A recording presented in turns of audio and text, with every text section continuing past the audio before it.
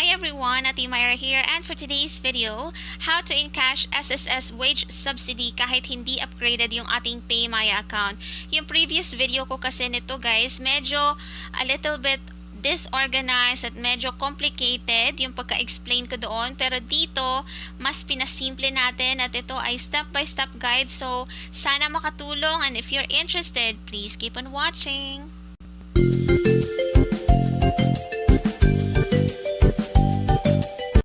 Hi guys, step 1, dapat naka-receive ka po ng text message from Paymaya at yung text message looks like this. Awesome, you have received piso on your Paymaya account from Paymaya. Your available balance is 8,001 pesos. Kapag naka-receive ka ng text message na to, proceed tayo sa step 2. Punta tayo ngayon sa ating Paymaya account. Mag-login po tayo and punta tayo dito sa vouchers. Tap natin yan.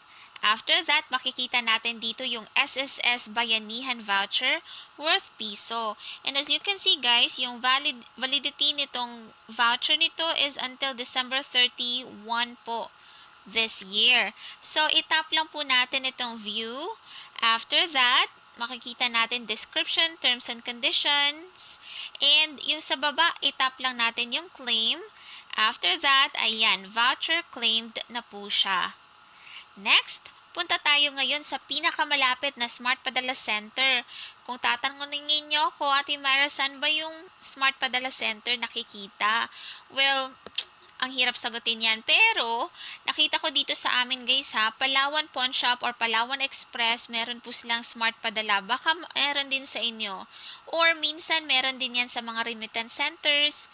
So, tanongin nyo na lang guys, baka meron din kayong kakilala na alam kung saan merong Smart Padala Center. Pero take note guys, first na dapat yung dalhin, kailangan nyo palang magdala ng 2 valid IDs. Just to make sure guys, pwedeng isa, but I think it will be better kung 2 valid IDs meron ka. No? Just to be sure. Pangalawa, tanungin nyo po yung Smart Padala kung meron po sila or pwede kayo makapag-claim kasi hindi po lahat ng Smart Padala centers ay merong claim. Alright? Sending tsaka receiving, di ba? So, some Smart Centers or Smart Padala centers merong sending pero walang receiving. Tanungin nyo na lang before guys kasi, mahirap nang mag-waste ng time. Right? So, pag yes ang sagot dito, pag pwede ka namang makapag-claim ng Smart Padala doon, then proceed tayo sa step 3. Kunin nyo po ngayon yung Smart Padala number. Usually, nakapaskil lang din yan guys dyan sa labas. So, kunin nyo lang, kopyahin nyo yung Smart Padala number po. And then, after that, you're good to go. I mean, hindi pa pala. Punta tayo sa step 4. Balik tayo ngayon sa ating Paymaya app. Login tayo, and punta tayo dito sa send. Tap natin yung send. After that, enter natin dito yung Smart Padala number na kinopya natin kanina. So, ilagay natin dito. So, medyo mahaba po yung Smart Padala number, guys. I think that's 16 digits po. So, make sure tamang numbers po yung makopy po ninyo. And then, ilagay natin dito yung amount. Take note, guys. Transfer po from Paymaya to Smart Padala is, meron pong 1.5% na charge. So, kung 8,001 yung laman ng inyong Paymaya account at gusto mong i-withdraw lahat, then, kunin nyo muna, mag-do the math muna kayo guys, okay? Kunin nyo muna yung 1.5% ng 8,001 and ilagay nyo lang dito yung difference noon. Okay? After that, tap mo lang yung continue. And then, ayan. As you can see, sample lang to guys ha. 30 pesos yung nilagay kong amount. Ayan. Kasi 31 lang yung laman ng balance natin. So, tap lang natin yung continue. And then, as you can see guys, 30 pesos yung transfer fee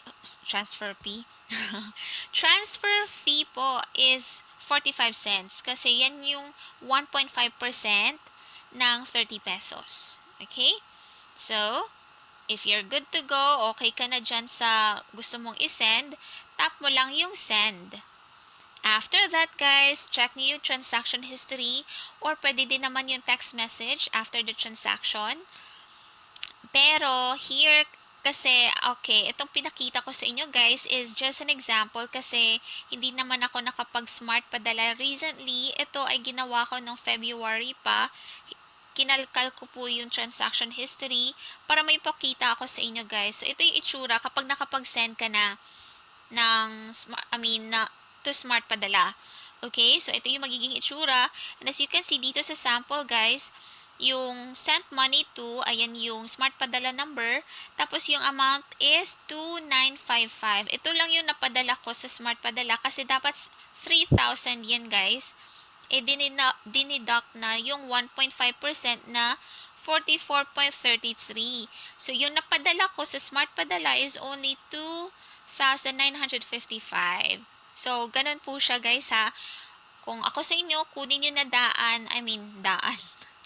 Kunin nyo na beforehand yung 1.5% ng 8,000. Magkano ba yon?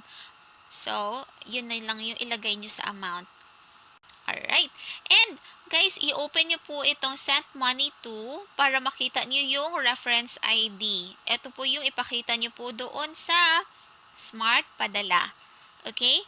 So, itong reference ID, nagpapatunay na nakapag-transfer ka ng pera from Paymaya to the smart padala number na kinopya nyo kanina. Okay? So, this is parang